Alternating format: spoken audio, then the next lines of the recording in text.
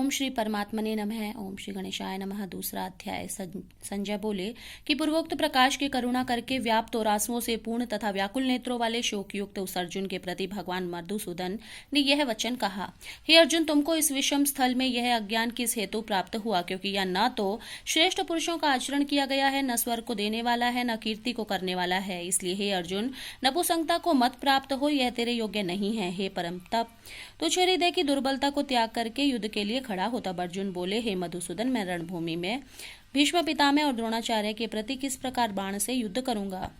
क्योंकि हे अतिसूदन, वे दोनों ही पूजनीय हैं, इसलिए इन महानुभाव गुरुजनों को न मारकर इस लोक में भिक्षा काटने भी भोगना कल्याणकारक समझता हूँ। क्योंकि गुरुजनों को मारकर भी इस लोक में रुधिर से सने हुए अर्थ और काम रूप भोगों का ही तो भोगूंगा। और हम लोग भी यह नहीं जानते कि हमारे लिए क्या करना श्रेष्ठ है, अथवा हम यह भी नहीं जानते कि हम जीतेंगे या हमको वे जीतेंगे। और जिनको मारकर हम जीना भी नहीं चाहते, वे ही धृतराष्ट्र के पुत्र हमारे सामने खड़े हैं।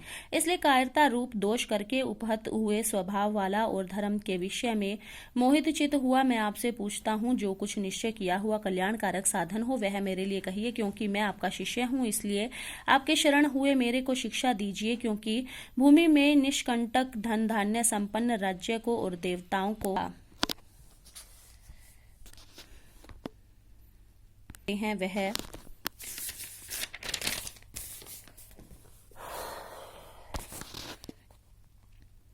मोक्ष के लिए योग्य होता है। और हे अर्जुन, असक्त वस्तु का तो अस्तित्व नहीं है और सत का अभाव नहीं है। इस प्रकार इन दोनों का ही तत्वज्ञानी पुरुषों द्वारा देखा गया है। इस न्याय के अनुसार नाश रहित तो उनको जान की जिससे यह संपूर्ण जगत व्याप्त है। क्योंकि इस अविनाशी का विनाश करने को कोई भी समर्थ नहीं है। और इस नाश रहित अप्रमेय नित्य स्वरूप जीवात्मा के ये सब शरीर नाशवान कहे गए हैं। इसलिए हे भरतवंशी अर्जुन, तू युद्ध कर। जो इस आत्मा को मारने वाला समझता है तथा जो इसको मरा मानता है, वे दोनों ही नहीं जानते। क्योंकि यह आत्मा न मारता है और न मरा जाता है। यह आत्मा किसी काल में भी न जन्मता है, न मरता है, अथवा न यह आत्मा हो करके फिर होने वाला है। क्योंकि यह अजन्मा, नित्य, शाश्वत और पुरातन है। शरीर के नाश होने पर भी यह नाश नहीं होता है। हे पृथापुत्र अर्जुन, जो पुरुष इस आत्मा को नाश रहित, नित्य, अजन्मा और अव्यय जानता है, वैसे पुरुष कैसे किसी को मरवाता है और कैसे किसी को मारता है? और यदि तू कहे कि मैं तो शरीर के वियोग का शोक करता हूं, तो यह भी उचित नहीं है। क्योंकि जैसे मनुष्य पुराने वस्त्रों को त्याग कर दूसरे नए वस्त्रों को ग्रहण करता है, वैसे ही जीवात्मा पुराने शरीर को त्याग कर दूसरे नए शरीर को प्राप्त होती है। हे अर्जुन, इस आत्मा को शस्त्र आदि काट नहीं सकते और इसे आग नहीं जला सकती और न ही जल इसे गीला कर सकता है और वायु सुखा नहीं सकती। क्योंकि यह आत्मा अछेद्य है, यह आत्मा अद्धा है, अकलिध्य है, अशोध्य है। और यह आत्मा निसंदेह नित्य, सर्वव्यापक, अचल, स्थिर रहने वाला और सनातन है।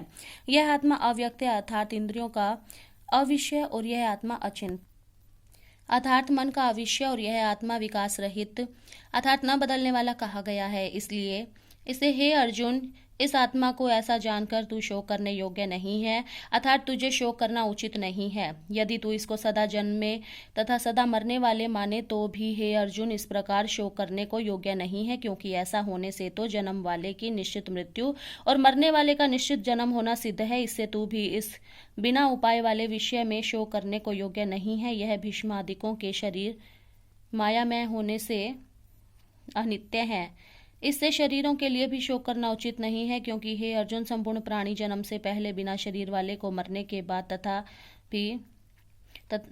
बाद भी बिना शरीर वाले ही हैं, केवल बीच में ही शरीर वाले प्रतीत होते हैं। फिर वह विषय में क्या चिंता है? हे अर्जुन, यह आत्म तत्व बड़ा गहन है। इसलिए कोई महापुरुष ही इस आत्मा को आश्चर्य की ज्यों तो देखता है और वैसे ही दूसरा कोई महापुरुष ही आश्चर्य की ज्यों इसके तत्व को कहता है और दूसरा कोई इस आत्मा को अनिश्चय की ज्यों सुनता है, आश्चर्य की ज्यों सुनता है। और कोई कोई सुनकर भी इस आत्मा को नहीं जानता। हे अर्जुन, यह आत्मा सबके शरीर में सदा ही अवध्य है।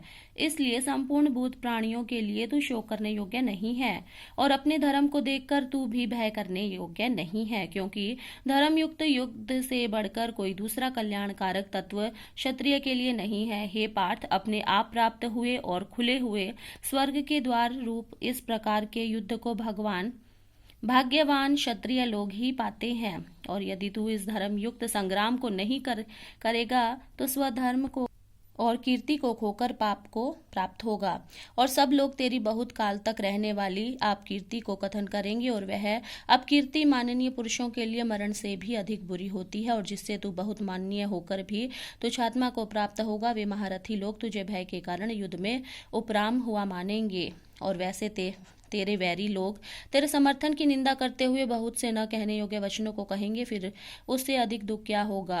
इससे युद्ध करना तेरे लिए सब प्रकार से अच्छा है, क्योंकि या तो मरकर स्वर्ग को प्राप्त होगा अथवा जीतकर पृथ्वी को भोगेगा। इसे हे अर्जुन, युद्ध के लिए निश्चय वाला होकर खड़ा हो। यदि तुझे स्वर्ग तथा राज्य की इच्छा न हो तो भी सुख दुख लाभ हानि और जय पराजय को समान समझकर उनके उपरांत युद्ध के तैयार हो। इस प्रकार युद्ध करने से तू पाप को प्राप्त नहीं होगा। हे पार्थ, यह बुद्धि तेरे लिए ज्ञान योग के विषय में कही गई, और इसी को अब निष्काम कर्म योग के विषय में सुन।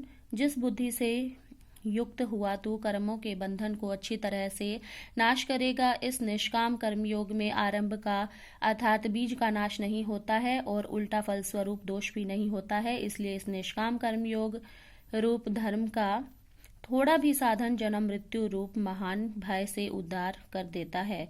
हे अर्जुन, इस कल्याण मार्ग में निश्चयात्मक बुद्धि ही एक ही है, और अज्ञानी सकामी पुरुषों की बुद्धियां बहुत भेदों वाली अनंत होती हैं। हे अर्जुन, जो सकामी पुरुष केवल फल श्रुति में प्रीति रखने वाले स्वर्ग को ही परम श्रेष्ठ मानने वाले, इससे बढ़कर और कुछ नहीं ऐसा कहने वाले हैं, वे अविवेकी जन जन्म रूप कर्म फल को देने वाली और भोग तथा ऐश्वर्य की प्राप्ति के लिए बहुत सी क्रियाओं के विस्तार वाली इस प्रकार की जिस दिखाऊ शोभा युक्त वाणी को कहते हैं।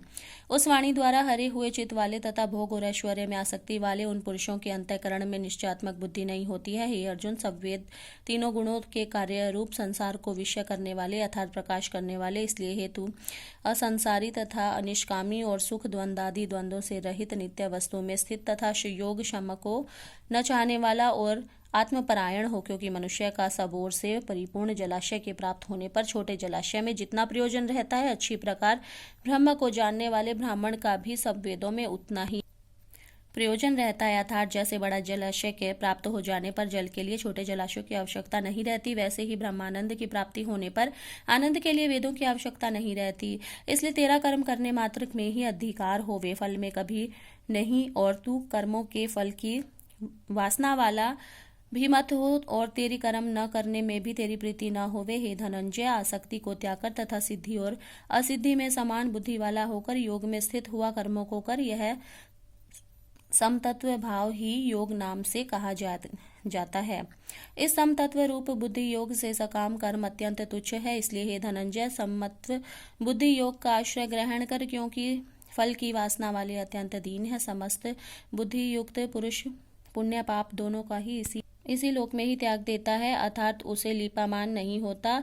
इससे समतत्व बुद्धि योग के लिए ही चेष्टा कर। यह समतत्व बुद्धि रूप योग ही कर्मों को चतुरता है, अर्थात कर्म बंधन से छूटने का उपाय है, क्योंकि बुद्धि योग युक्त ज्ञानी जन कर्मों से उत्पन्न होने वाले फल को त्याग कर जन्म रूप बंधन से छूटे हुए निर्दोष अर्थात अमृतमय परम पद को प्राप्त होते हैं। हे अर्जुन, जिस काल में तेरी बुद्धि मोह रूप दलदल को बिल्कुल तर जाएगी, तब तू सुनने योग्य और सुने हुए के वैराग्य को प्राप्त होगा। जब तेरी अनेक प्रकार से सिद्धांतों को सुनने से विचलित हुई बुद्धि परमात्मा के स्वरूप में अचल और स्थिर ठहर जाएगी, तब तू समतत्व रूप योग को प्राप्त होगा। इस प्रकार भगवान के वचनों को सुनकर अर्जुन ने पूछा, हे केशव, समाधि में स्थिर बुद्धि वाले पुरुष का क्या लक्षण है, और स्थूल बुद्धि पुरुष कैसे बोलता है, कैसे बैठता है, कैसे चलता है।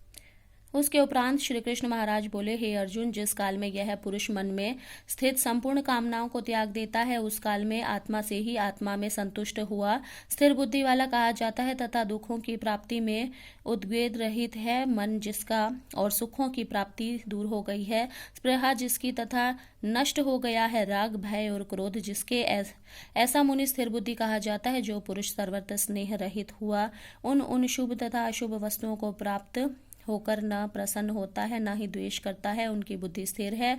और कछुआ अपने अंगों को जैसे समेट लेता है, वैसे ही यह पुरुष जब सब ओर से अपनी इंद्रियों के विषय से समेट लेता है, तब उसकी बुद्धि स्थिर होती है। यद्यपि इंद्रियों के द्वारा विषयों को न ग्रहण करने वाले पुरुष के भी केवल विषय तो निवृत्त हो जाते हैं, परंतु निवृत्त होता है, और इस पुरुष का तो राग भी परमात्मा को साक्षात्कार करने निवृत्त हो जाता है। और हे अर्जुन, जिससे कि यत्न करते हुए बुद्धिमान पुरुष के भी मन को यह प्रमथन स्वभाव वाली इंद्रियां बलात् ही लेती हैं। इसलिए मनुष्य को चाहिए कि उन संपूर्ण इंद्रियों को वश में करके समाहिचित हुआ मेरे परायण स्थित होवे, क्योंकि जिन पुरुषों के इंद्रियां वश में होती हैं उनकी ही बुद्धि स्थिर होती है।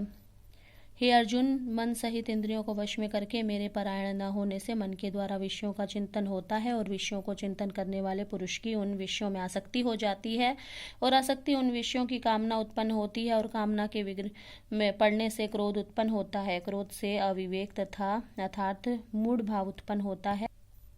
अविवेक से स्मरण शक्ति भ्रमित हो जाती है, और स्मृति के भ्रमित हो जाने से बुद्धि तथा ज्ञान शक्ति का नाश हो जाता है, और बुद्धि के नाश होने से यह पुरुष अपने श्रेय साधन से गिर जाता है। परंतु स्वाधीन अंतःकरण वाला पुरुष राग द्वेष से रहित अपने वश में की हुई इंद्रियों द्वारा विषयों को भोगता हुआ अंतःकरण की प्रसन्नता अर्थात स्वच्छता को प्राप्त होता है। उस निर्मलता के होने पर इसके संपूर्ण दुखों का अभाव हो जाता है, और उस प्रसन्न चित्त वाले पुरुष की बुद्धि शीघ्र ही अच्छी प्रकार स्थिर हो जाती है।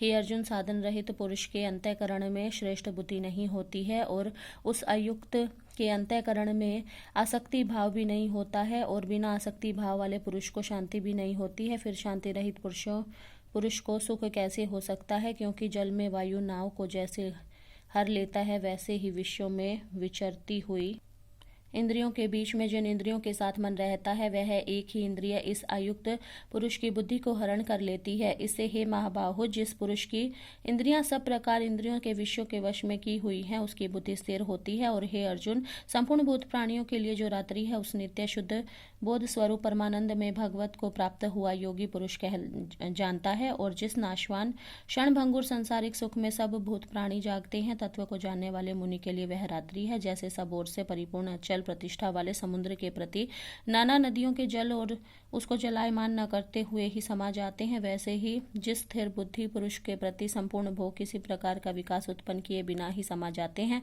वह पुरुष परम शांति को प्राप्त होता है, न कि भोगों को चाहने वाला। क्योंकि जो पुरुष संपूर्ण कामनाओं को त्याग कर ममता रहित और अहंकार रहित, स्पर्धा रहित हुआ बताता है, वह शांति को प्राप्त होता है। हे अर्जुन, यह ब्रह्मा को प्राप्त हुए पुरुष की स्थिति है।